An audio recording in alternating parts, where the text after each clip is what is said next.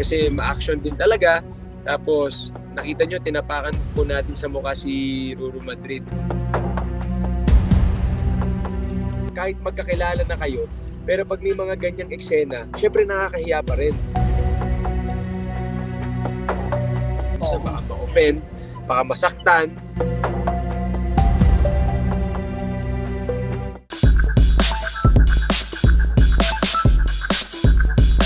Memorable experience ko dito sa taping namin ng Black Rider ko. Memorable na yung banggaan namin ni Elias Guerrero, ni Ruru Madrid. Kasi yun talaga yung tumatak ngayon sa mga viewers natin.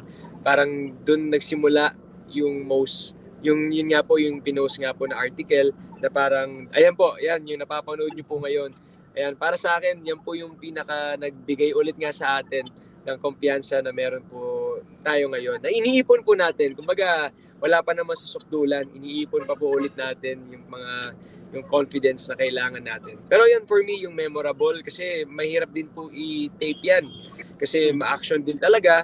Tapos, nakita nyo, tinapakan po natin sa mukha si Ruru Madrid na first time kong ginawa rin sa buong buhay ko na may tinapakan tayong ganong artista sa mismong eksena.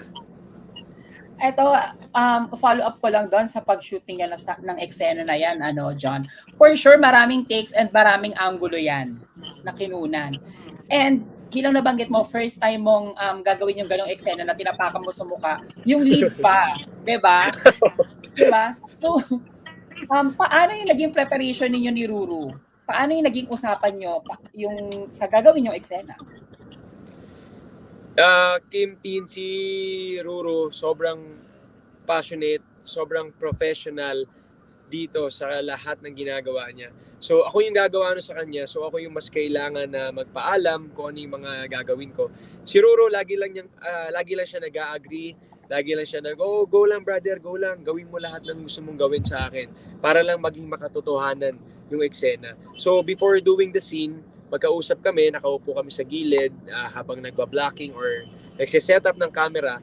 Doon kami nag-uusap sa mga gagawin namin. And yun nga, parang siya rin yung nagbibigay lagi ng go signal na gawin mo lang to. Wag mo akong intindihin bro, wag mo akong alalahanin. Kung ano yung nafe-feel mong gawin bilang Calvin, gawin mo kay Elias para mabigyan natin yung viewers natin ng makatotohanan ng eksena.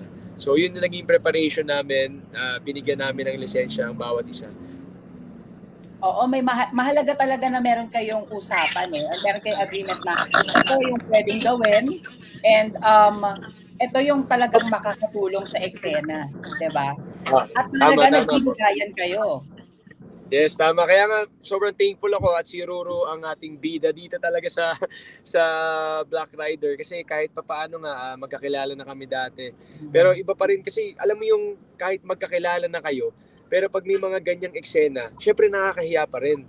'Di ba? Kailangan mo pa rin ipaalam sa ka-eksena mo yung mga dapat mong gawin. Kasi baka magulat naman sila, 'di ba? Tsaka minsan baka ma-offend, baka masaktan. So hangga't maaari talaga dapat ipinapaalam.